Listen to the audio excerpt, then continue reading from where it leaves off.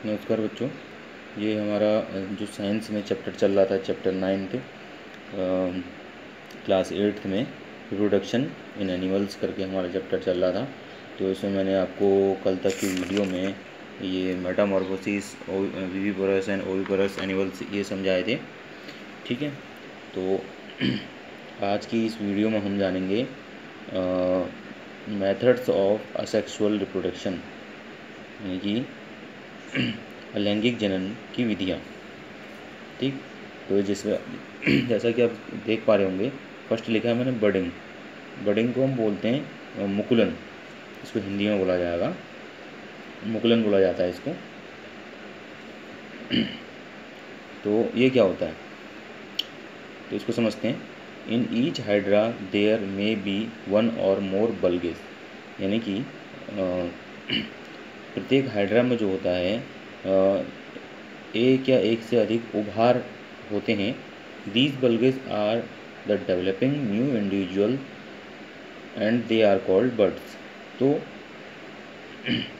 जो ये उभार हाइड्रा में पाए जाते हैं, ये नए जीवों को उत्पन्न करने के लिए उनके शरीर पर होते हैं, जिनको मुकुल कहा जाता है।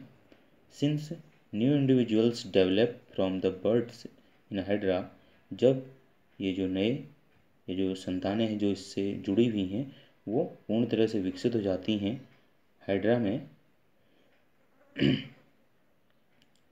तो ये उस जीव से अलग हो जाती हैं, यानी कि जो उनकी मदर सेल होगा, यानी मदर जो कोशिका होगी, उससे अलग हो जाएंगे। और this type of asexual reproduction is called budding. तो इस प्रकार का जो अलैंगिक जनन होता है उसको हम बर्डिंग कहते हैं, यानी कि मुकुलन कहते हैं।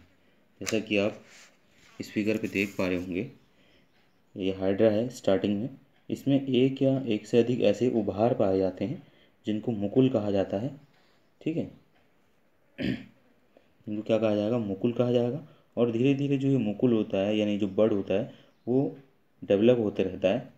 ठीक है, डेवलप होने के पश्चात जो है ये सेम हाइड्रा के समान इस तरह का जो है उसके शरीर से ही चिपका रहता है।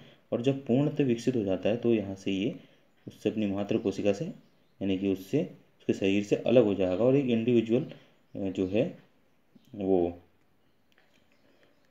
हाइड्रा बन जाता है, यानी कि नया हाइड्रा की उत्पत्ति हो जाती है। तो ये अलैंगिक जनन की एक विधि है जिसको हम मुकुलन कहते हैं, यानी कि बर्डिंग कहते हैं। ठीक है, और दूसरा आता है हमारा बाइनरी फिशन। ठीक है, बाइनरी फिशन होता है यानी कि द्विखंडन। और द्विखंडन क्या है?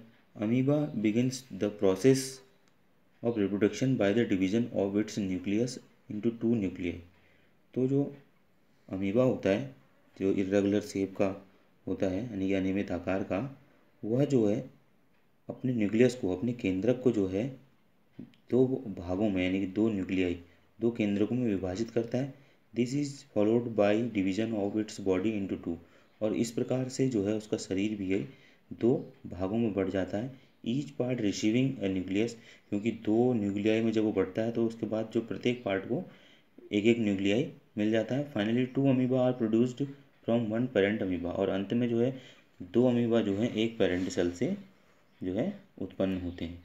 This type of asexual reproduction in which an animal reproduced by dividing into 2 individuals is called binary fission.